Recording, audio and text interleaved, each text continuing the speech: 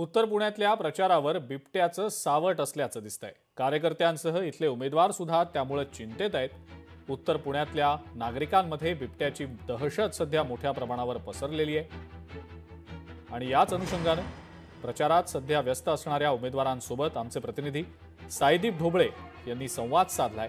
पाहूया। प्रचार करताना या ठिकाणी उमेदवारांना खूप अडचणी येत आहेत।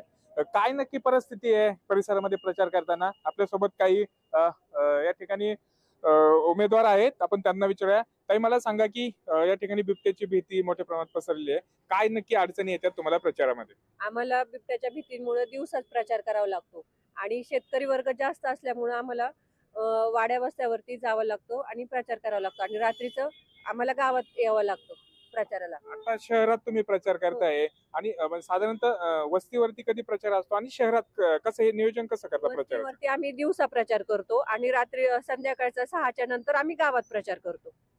बरोबर, गावात प्रचार।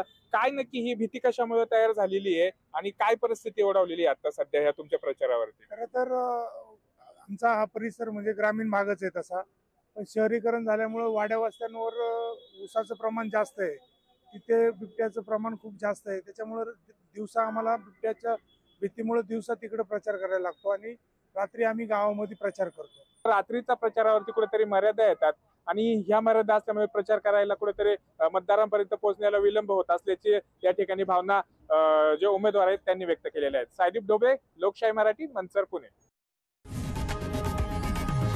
लोकशाही मराठी ऐका, पहा, जागरूक रहा।